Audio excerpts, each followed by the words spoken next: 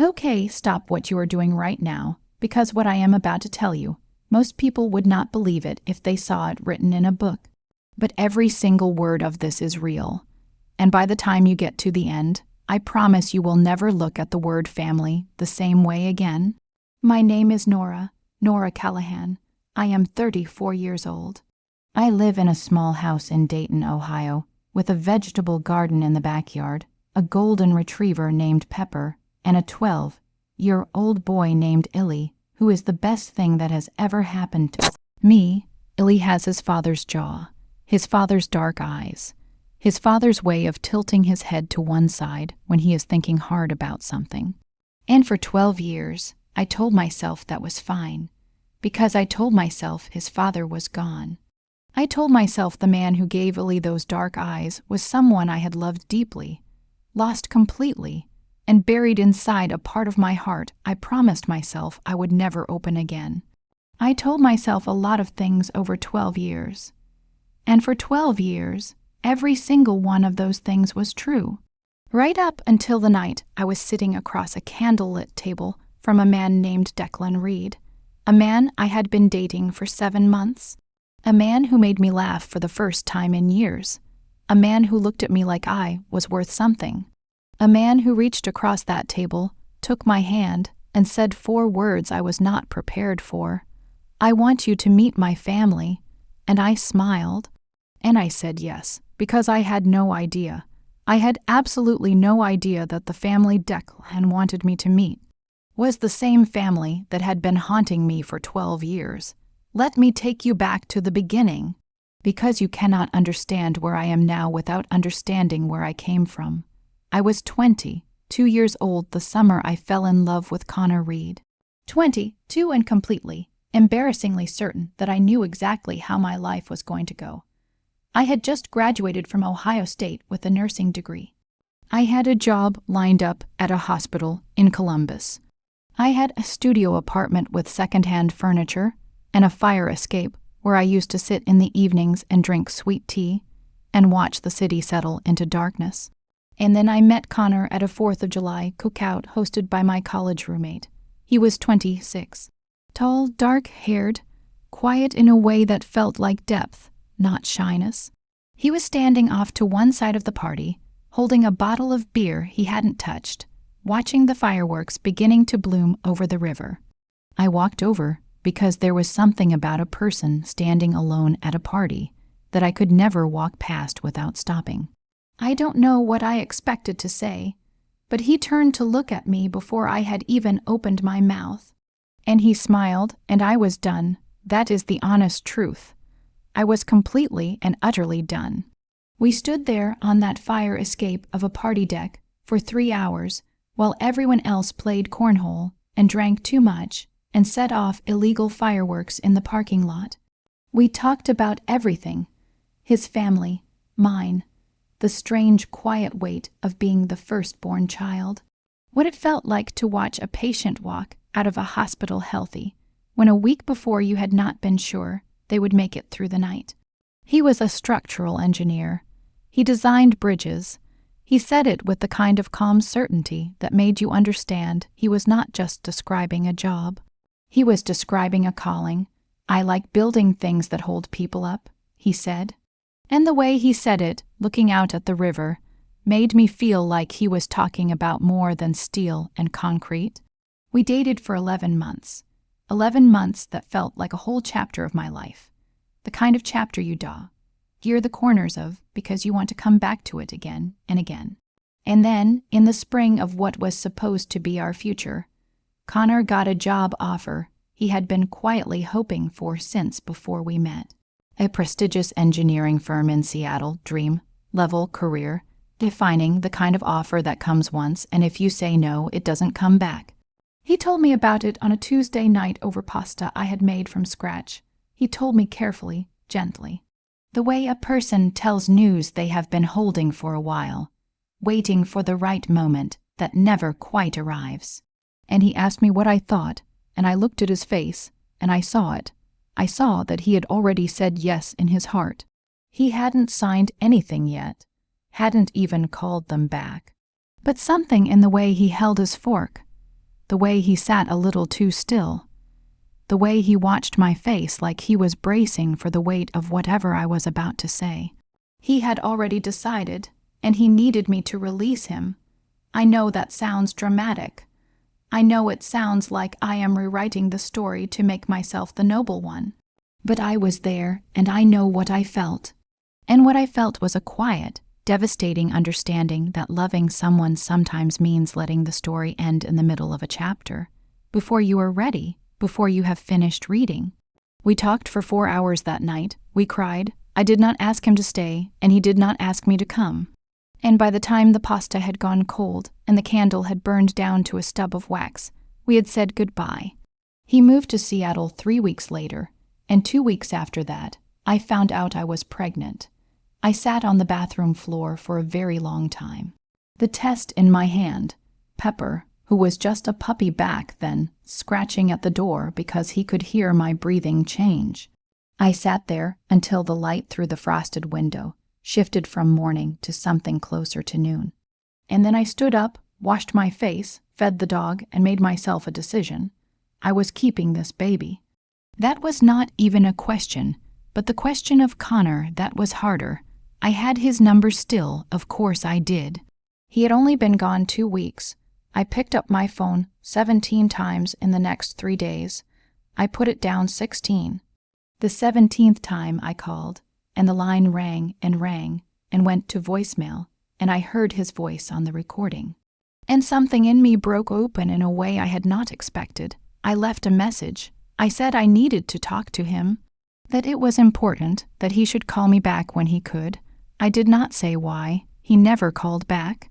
Not that day, not the next, not the week after. I tried one more time a week later. This time the number had been disconnected. Just like that. I don't know exactly what happened. I told myself a lot of stories over the years, that he had changed his number when he moved, that the message never delivered, that he had called and the call had dropped and he thought I had moved on. I told myself all of those things because the alternative, that he had simply chosen not to call back, was too heavy to carry while also growing a human being inside my body. So I set it down. I set the question of Connor Reed down in a corner of my heart, and I focused on what was coming. Illy James Callahan was born on a February morning when ice was still on the windshields, and the hospital heating system was working double time. 7 pounds, 4 ounces, dark hair, dark eyes, and a jaw that even at 5 hours old made the nurse say, "That baby is going to be handsome, honey. You better be ready." I looked at him for a very long time, and I made him a promise. I am going to be enough for you. I whispered into his soft, warm head, I am going to be your whole world until you are ready to go find yours. And for 12 years, I kept that promise. I worked nights at the hospital when Illy was small, so I could be home when he woke up. I moved back to Dayton to be close to my mother when he started school. I built a life that was small in the way a well-made thing is small. Solid, deliberate, ours. I dated a little over the years. Nothing serious, nothing that ever got close enough to matter. I told myself I was happy, and mostly I believed it. And then, 7 months ago, I met Declan and Reed at a hospital fundraiser. I was there as a nurse representative for our unit. He was there as a contractor who had helped redesign the children's wing. He was standing off to one side of the room, holding a glass of water he hadn't touched, watching the crowd the way someone watches a river, present, but not entirely in it, and I walked over because apparently I never learn. He was 31, dark-haired, not as tall as his brother, though I did not know that yet.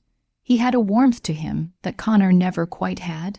Where Connor was quiet like depth, Declan was quiet like stillness, like a house where someone has just made something good in the kitchen, and the smell of it is still in the air. He made me laugh within the first 4 minutes, which, if you knew me back then, you would understand was not easy. We talked for 2 hours at that fundraiser, exchanged numbers, texted for a week, had coffee, had dinner, had more dinners, and somewhere in those 7 months, without me entirely realizing it was happening, I started to love him. Not the fireworks kind, Not the way I had loved Connor, fast and total like a wave. This was something slower. Something that came in every morning a little more, like light through a window. The kind of love that feels like safety. Like coming home to a place you did not know you had been missing.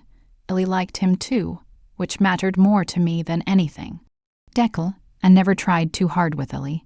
He didn't show up with gifts or try to be the cool adult. He just showed up. Sat at the kitchen table while Ellie did homework.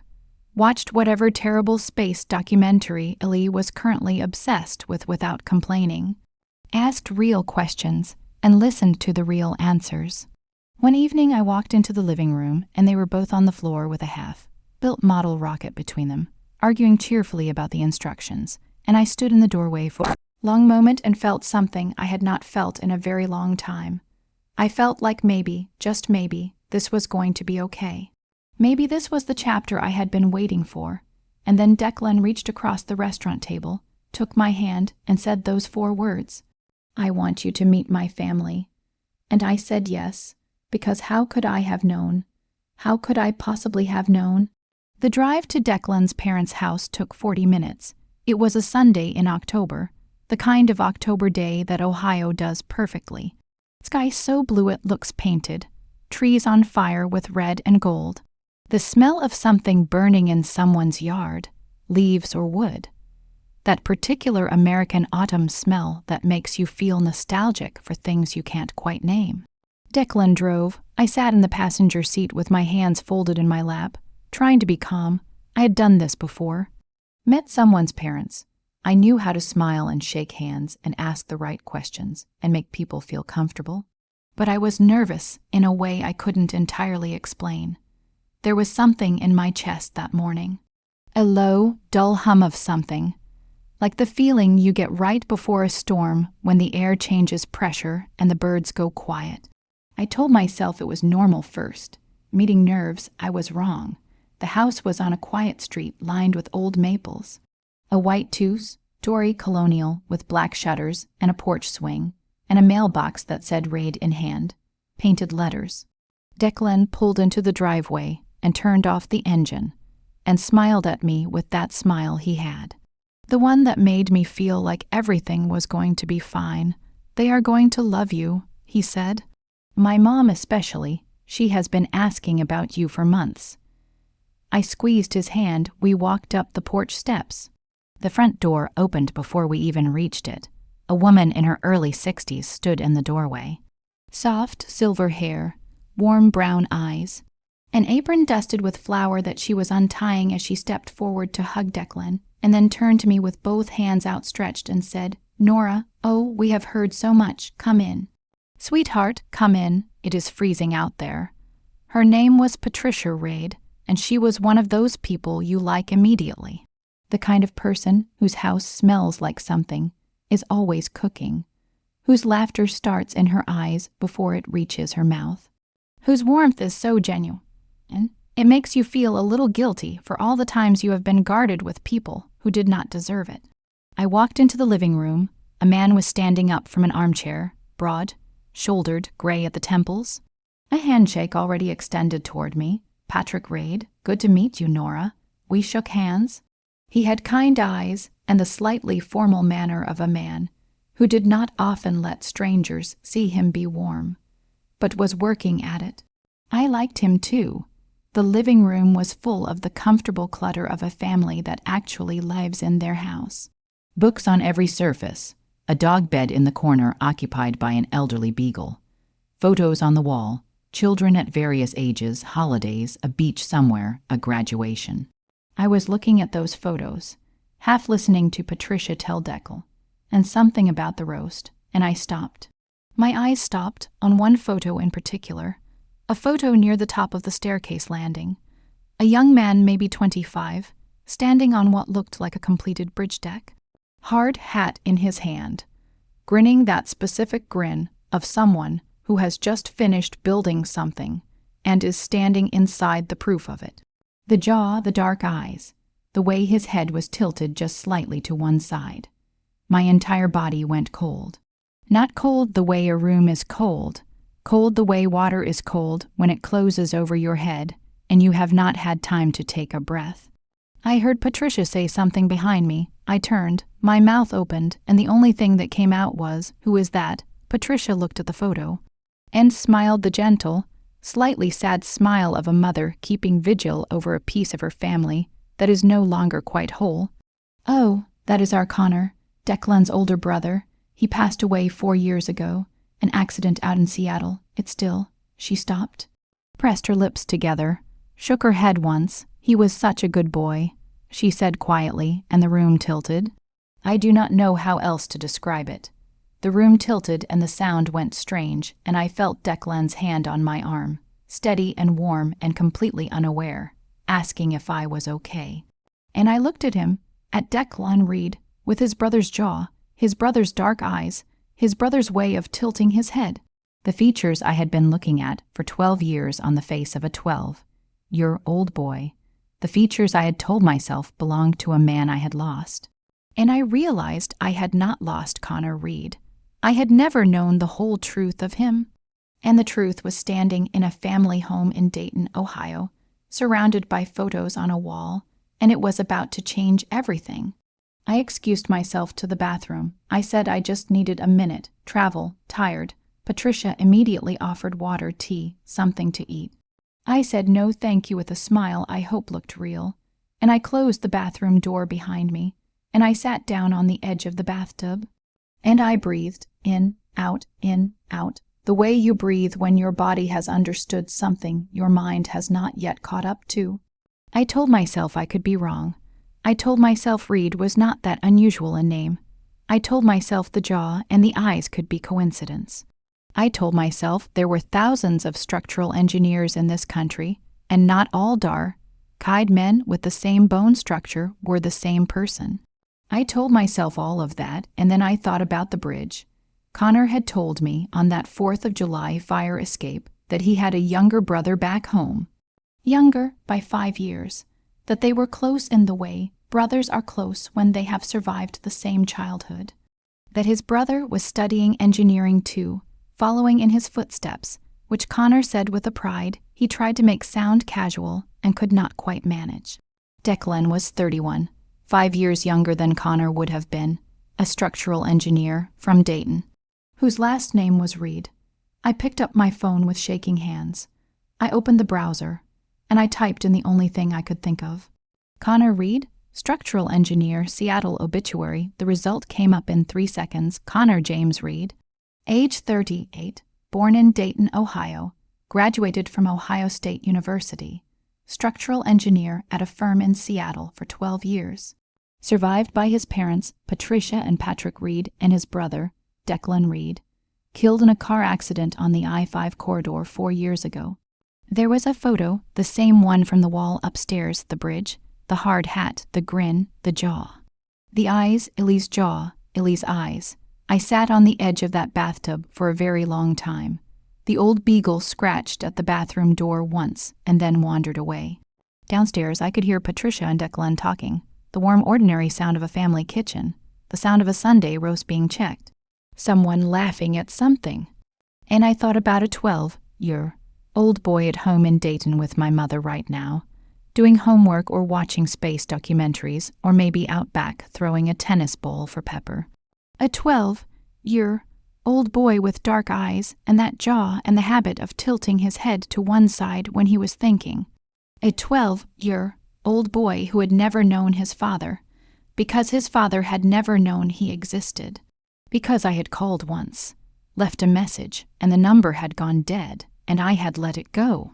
Because I had been 22 and scared, and I had told myself that a man who did not call back had made his choice. But maybe the choice had never been his to make. Maybe the message never arrived. Maybe the phone had been disconnected before he ever heard it. Maybe Connor Reed had lived 13 more years in Seattle, building bridges over rivers he could not name, never knowing that back in Ohio a woman he had loved for 11 months was raising a boy with his jaw and his eyes and his way of tilting his head when the world asked him a question he was not ready to answer.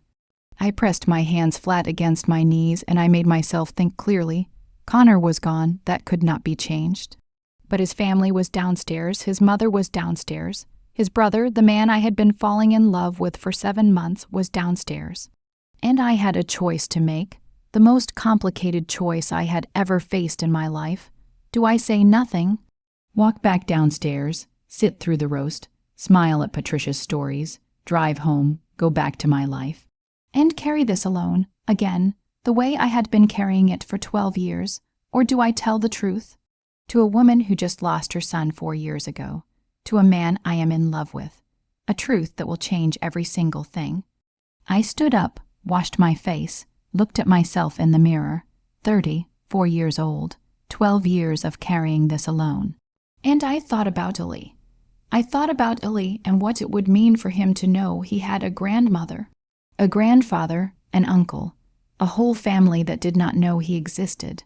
And I thought about what kind of person I wanted to be when this was over. I dried my hands and I walked back downstairs. Patricia was in the kitchen stirring something on the stove when I found her. Declan and his father had gone to the backyard. I could see them through the kitchen window, standing by a fire pit Patrick was trying to get started. Laughing at something, a normal Sunday afternoon. Patricia looked up when I came in. Feeling better, sweetheart. I made tea. She was already pouring it. I sat down at the kitchen table, and I watched her move around that kitchen. The practiced efficiency of a woman who has cooked in the same space for 30 years. Who knows where everything is without looking. Who can hold a conversation and keep 4 things going on the stove at once without breaking a sweat. She set the tea in front of me, sat down across, and she looked at me with those warm brown eyes, and something in my face must have told her that this was not a regular conversation. Because she set down her own mug, and she folded her hands and she waited, the way a mother waits. With her whole attention, without rushing, Mrs. Reed, I started, "Patricia," she said gently, "Patricia." I took a breath. "I need to tell you something, and I need you to know that I did not come here today knowing that I would be telling you this. I came here today because I love your son, and I wanted to meet his family, and I had no idea." My voice broke. Just for a second. I pressed my hand flat against the table, and I steadied myself. "I knew Connor," I said. Patricia went very still, the kind of still that is not just the absence of movement. The kind of still that is the whole body listening. "I met him in Columbus when I was 22. We dated for 11 months. He moved to Seattle for the job. We said goodbye, and then 3 weeks after he left, I found out I was pregnant." Patricia's hand moved to her mouth, slowly, like the body understanding before the mind has caught up. "I tried to contact him," I said. "I called, I left a message, and then his number went dead. I tried one more time and it was disconnected. I was 22 and scared, and I told myself that if he did not call back, he had made his choice. I told myself that for 12 years. I do not know if that was right. I think about it a lot. I think about it more than I can tell you." Patricia was not moving at all now. Her hands were folded on the table, and her eyes were full, and she was looking at me with an expression I did not have a word for. Something between grief and wonder. Something between breaking and being put back together. "His name is Illy," I said. "He is 12 years old. He has Connor's eyes and Connor's jaw and Connor's way of tilting his head when he is working something out. And he has never known his father, because his father never knew about him." Silence. The kitchen clock ticked. The thing on the stove bubbled quietly. And Patricia Reed pressed both hands over her face and made a sound that was not quite crying and not quite breathing. It was the sound of a mother receiving something she had not known she had lost. We sat there for a long time. I did not fill the silence. I let her have it, because some moments cannot be hurried. Some moments need to be felt all the way through before you can say the next thing. Finally, Patricia lowered her hands. Her eyes were red. Her cheeks were wet, but she was not broken. She looked at me with those warm brown eyes, and she asked the question I had been dreading and hoping for in equal measure. "Can I see a photo?" I took out my phone with shaking hands, opened my photos, and turned the screen toward her. It was Illy from last Thanksgiving, sitting at my mother's table, laughing at something my uncle had said. Head tilted to one side, dark eyes bright, the jaw set in that particular way. Patricia looked at the photo for a very long time. And then she said, very quietly, in the voice of someone speaking from the very bottom of themselves, "That is my boy's face." And she reached across the table and took both of my hands in hers, and she held them tight, the way someone holds on when they have just been given something they were afraid to want. We were still sitting like that when the back door opened. Declan and Patrick came in from the backyard, laughing about the fire pit, cold, cheeked and smelling like wood smoke. Declan had his hands in his pockets, and his father was shaking his head at some joke that had clearly been at Declan's expense. They stopped when they saw us. Declan looked at me first, then at his mother, then at the tea gone cold between us, then at our hands, still joined across the table, and his face changed. The laugh went out of it, replaced with something careful, something that understood, without knowing why, that the room had a weight to it now that had not been there 20 minutes ago. "Mom, what is going on?" Patricia looked at me, a question in her eyes, my permission to speak, or my turn to. I looked at Declan, at the man I had been falling in love with for 7 months, and I thought about all the ways this could go wrong, all the ways this could break something between us that might not be repairable, and I thought about Ellie. And I told the truth. I told them everything.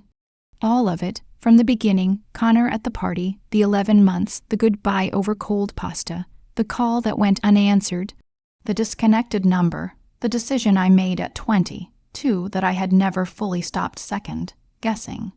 I told them about Ellie, every part, and when I was done, the kitchen was so quiet you could hear the old beagle breathing in the next room. Declan was sitting now. He had sat down somewhere in the middle of the story without me noticing, his elbows on the table, his hands clasped in front of his face, listening the way a person listens when every word is rearranging something inside them. Patrick had not moved from the doorway.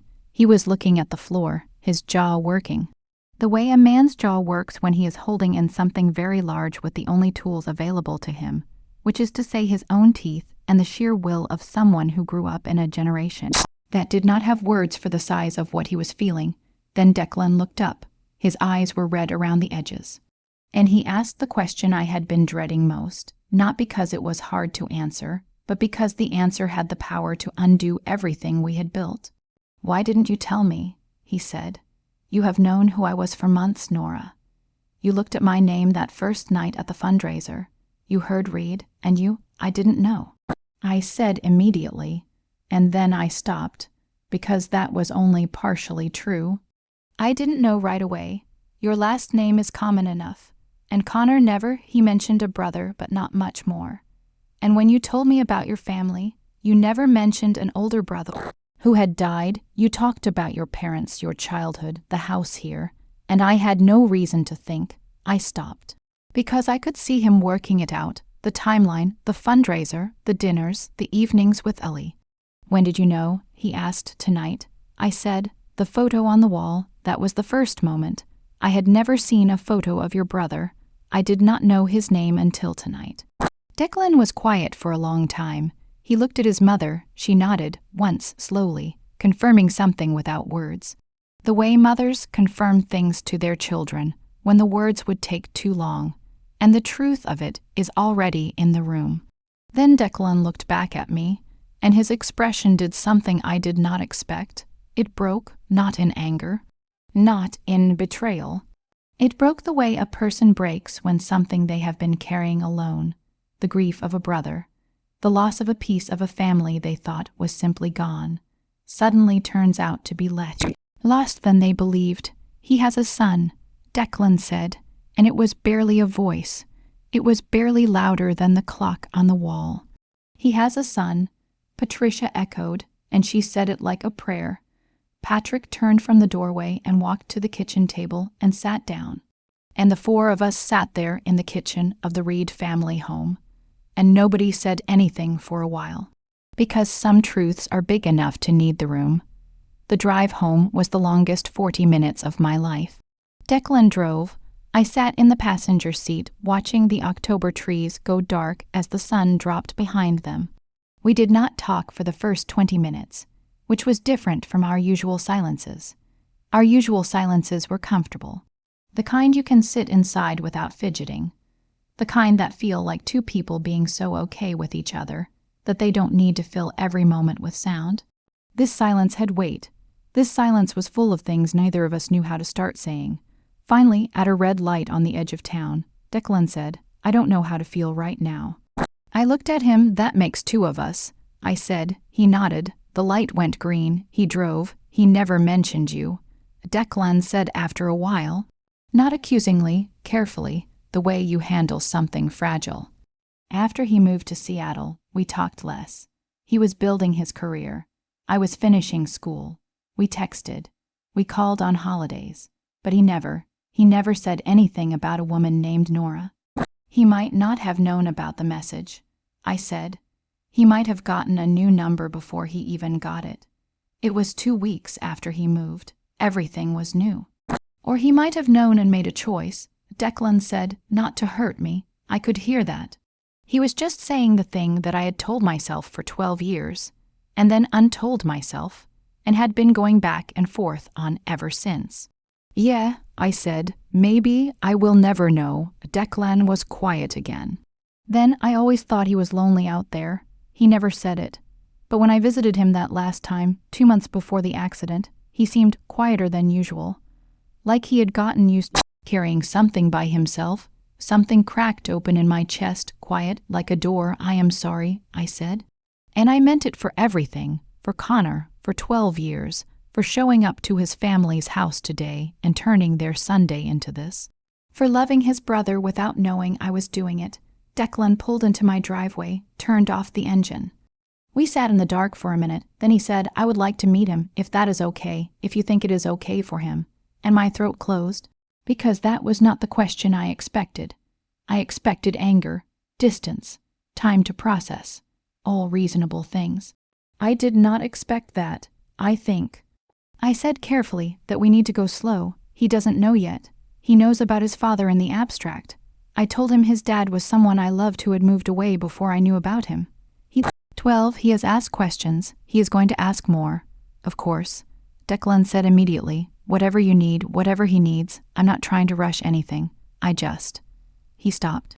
Took a breath. "He is the last piece of my brother I didn't know existed," Declan said, "and I don't want to miss him." I reached across and put my hand over his. We sat there in my driveway for a while. The lights were on inside my house. My mother's car was in the street, meaning she was still here with Ellie. Through the front window, I could see the blue flicker of the television. Ellie in there, completely unaware of what this day had been. Completely unaware that the world had just shifted on its axis in a way that would change him too. "Give me a few days," I said. "Let me talk to him first." Declan nodded, and then he said something that I have turned over in my mind every day since. "You know this doesn't change anything between us. I need you to know that. What you told us tonight, the courage that took, that doesn't make me love you less, Nora. If anything," he stopped. Shook his head once, the way people do when the words available to them are not big enough for what they are trying to say. "Go inside," he said gently. "Go be with your son." I got out of the car, walked to my front door. And before I opened it, I turned back and he was still sitting there, watching me go inside, making sure I got in safe the way he always did. And he had Connor's way of sitting completely still when he was thinking hard about something. And I took a breath. And I went inside. I told Ellie on a Thursday I had spent 4 days thinking about how I had talked to my mother, who cried. I had called my best friend Dana, who listened for 2 hours and then said, "Nora, you have to tell him, and you know that." I had even talked to my therapist, who had helped me through a lot over 12 years, and who said the same thing everyone else said. That Ellie deserved the truth. That the truth, even when it is complicated, is always better than a well-maintained silence.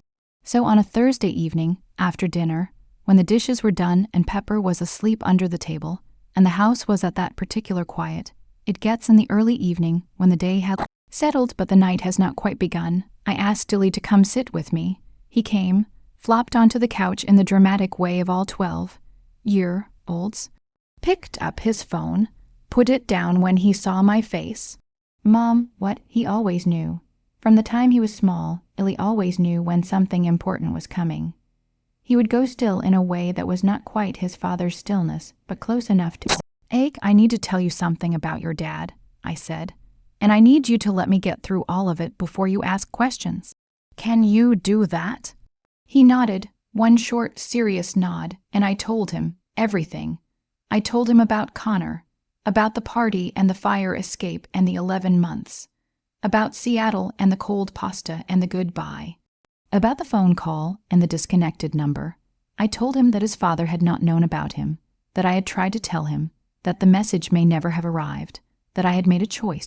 At 22, that I had revisited 1,000 times, and I told him that his father had died 4 years ago in Seattle, and that his father had a family in Dayton that did not know Illy existed until 5 days ago, and that his father's family was also someone else's family now, and that was the part I did not know how to say, so I just said it. Declan is your father's younger brother, I said, which means he is your uncle, which means I have been falling in love with your uncle without knowing it. Illy stared at me for a very long time. His face had gone through several things while I was talking. I had watched it happen. Surprise, confusion. The particular focused look he gets when he is processing something large. And now his face was doing something I did not have a word for. Something between pain and wonder. Something that was 12 years old and also very old. My dad had a family, Illy said. Not a question, a fact he was trying on, seeing how it fit. Yes, I said, and he didn't know about me. No, but they know now. Yes. Illy was quiet. Pepper shifted in his sleep under the table, exhaled a long dog breath. Is Declan going to leave? Illy asked. And the question hit me somewhere I was not prepared for it, because that was the question I had been circling for 5 days. The one underneath all the other questions, the one that kept me up at night. I don't know, I said. Because I would not lie to him, not about this. This is a very complicated situation, and I don't think either of us knows exactly what it means yet. But Declan said something to me. He said he wants to meet you when you are ready, if you want.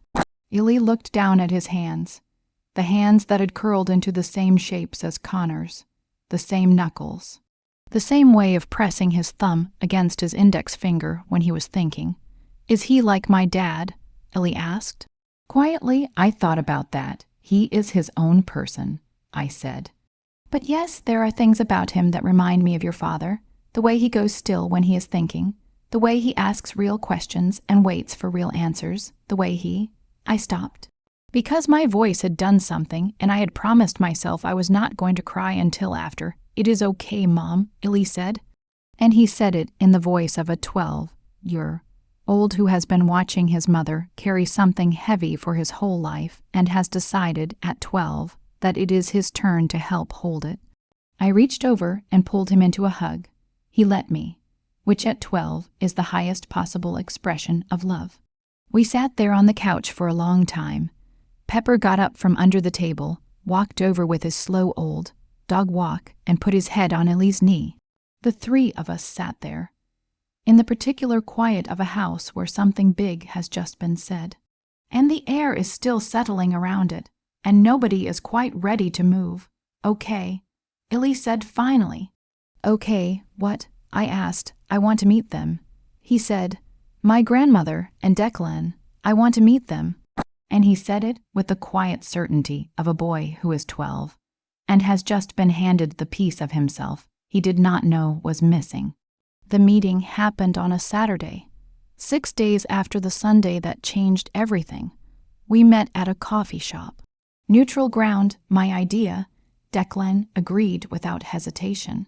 Patricia asked if she could come, and I said yes, and then worried about it for 3 days before deciding that, of course, yes was the right answer. Patrick stayed home. He said he needed a little more time, which I respected absolutely and did not take personally. It was another October Saturday, rain this time, the kind of steady gray Ohio rain that makes the world feel smaller and closer and somehow more honest. Illy wore his navy blue hoodie and his good sneakers. He had combed his hair, which he does approximately 4 times a year, so I knew he was nervous. We pulled into the parking lot. Declan's truck was already there. Illy looked at it. Is that him? That's his truck, yeah. Illy nodded. We sat in the car for a minute. The rain tapped the windshield. Mom, yeah, what do I call him? And I did not have a ready answer for that one. Because the truth was I did not know what Declan was to us anymore. Or rather, I knew several things he was, and I did not know which one would survive the next hour. You can call him Declan, I said. That is always fine. Everything else can figure itself out. Illy nodded and opened the car door, which is the bravest thing I have ever watched a 12-year-old do. They were in a booth near the window. Patricia was already crying a little when we walked in. She had that way of crying that people have when they are trying not to, which makes the trying visible and very beautiful. Declan stood up when he saw us. He looked at me first, a look that said everything we had not finished saying. That said, I am here. That said, I am not going anywhere. That said, I know this is the strangest and hardest and most important moment either of us has ever walked into. And then he looked at Illy, and his face did something I do not think he meant to let me see. It went very still. That particular stillness, Connor's stillness, the stillness of a man recognizing something that belongs to him and to his blood and to the story of his family. Illy looked back at him, and I watched my son tilt his head slightly to one side, the way he always does. The way Connor always did, and Declan saw it. I watched him see it, and he sat back down before his legs could do something embarrassing. Hey, Illy said, just that, one word. Hey, Declan said back, same voice, same quiet. They looked at each other for a second. And then Patricia reached across the table and took Illy's hand in both of hers and said, I have been waiting to meet you my whole life, sweetheart, and I did not know I was waiting. And Illy, my 12-year-old boy who does not cry in front of people on principle, blinked very fast 4 times in a row, and then sat down and let her hold his hand. We were there for 3 hours. Illy asked Declan, and what it was like to grow up in that house with the porch swing. Declan told him about the maple tree in the backyard that he and Connor had tried to build a tree house in, and had made a structure that lasted 1 afternoon before collapsing in the most spectacular way. Patricia showed Illy photos on her phone. Connor as a teenager, Connor at graduation, Connor on various bridges he had built. Illy stared at every single one for a long time, turning the phone in his hand slightly, the way a person looks at a photo when they are trying to memorize it. When we finally got up to leave, Patricia hugged Illy for a long time. Illy let her. Then Declan stood up and looked at Illy and said, Your dad built 3 bridges you can actually drive on. One of them is in Washington State. One is in Oregon. One is in Idaho. Someday, if you want, we could go see them. Illy looked at him and said, with the careful voice of a boy who is not going to promise something he does not mean, I think I would want that. Declan nodded. And for a moment, standing in a coffee shop in Dayton, Ohio, in the October rain, it looked exactly like 2 people who share the same blood and have only just realized it, and are going to be very deliberate about what they do with it. That was 6 weeks ago. A lot has happened in 6 weeks. Patrick came to the second meeting. He sat across from Illy for the first 20 minutes without saying much. Then Illy said, out of nowhere, that he wanted to be a civil engineer someday, which is what he has been saying for about a year. And Patrick looked up from his coffee and said with great restraint, Well, you come by that honestly. And Illy almost smiled, which is Illy's version of laughing out loud. Declan and I have had a lot of conversations. The kind you have when everything you thought you knew about your relationship turns out to be more complicated and also somehow more solid than you realized. We talked about whether it could work, whether it was too strange, whether what I felt for him could survive the knowledge of what he was to my son. And the answer, the honest answer, was yes, not because it was easy, not because it was simple, but because what I feel for Declan was never built on ignorance. It was built on 7 months of real mornings and real conversations, and real silence and real laughter. And that does not become less real because the context around it shifted. We are taking it slow. That is the truth. There is no rushing any part of this, but we are still here, which is the most important thing. Ellie has started texting Patricia. She sends him photos of Connor, of the bridges, of the family home in different seasons. He sends her photos of Pepper doing ridiculous things. She told me last week that she looks at her phone every morning to see if he has sent anything. She said it the way someone says something that they are still getting used to being allowed to have. Carefully, like it might break if she holds it too tight. And I understand that. I understand it completely. Because I have been holding things carefully for 12 years. Afraid they might break if I pressed too hard. Last weekend Declan came over for dinner. Just the three of us, my house. Illy made the pasta because he has decided this year that he is going to be an excellent cook, which means I have been eating a lot of experimental pasta for 3 months. It was actually good this time. We sat at the kitchen table, the three of us, Pepper underfoot, the television off. Rain again on the windows. The house doing that thing it does in the evening, where it gets warm and contained, and the outside world seems very far away. Declan and Ellie argued about whether a particular space telescope was better than a different one, and I watched them argue it with exactly the same intensity, exactly the same hand gestures, exactly the same tendency to say wait, no, listen as a full sentence, and I thought about Connor. I thought about what he would have made of this. I think he would have been stunned. I think he would have been devastated that he missed it. I think he would have been grateful in the specific way of someone who has been given back something they did not know they had lost. And I think he would have liked seeing his brother at this table. He would have liked it very much. After dinner, when Ellie had gone upstairs to do homework and Declan was helping me with the dishes, he said, "You know what I keep thinking about." "What?" I said. "That night at the fundraiser, how you were standing off to one side of the room and I walked over. I looked at him." "You walked over to me," I said. "I thought I walked over to you." He shook his head, smiling. "Nora, I had been watching you from across the room for 40 minutes. You just thought you came to me first because I waited until you were moving in my direction." I stared at him. "You watched me for 40 minutes and did not say anything. I was working up to it," he said, with total dignity. "I am a very deliberate person, and I laughed the real kind, the kind that starts in your chest, the kind I had been afraid I had forgotten how to do." And he laughed too, and from upstairs we heard Illy call down, "I can hear you guys being weird," which made us laugh harder. And for a moment, standing in my kitchen in the October rain, with the dishes half done and a 12, you're old upstairs and an old dog asleep on the floor and a man with his brother's eyes laughing at the kitchen sink, I thought, this is it. This is what it looks like when a story does not end where you thought it was going to end. When it keeps going, when it turns out the thing you thought was a loss was actually a road.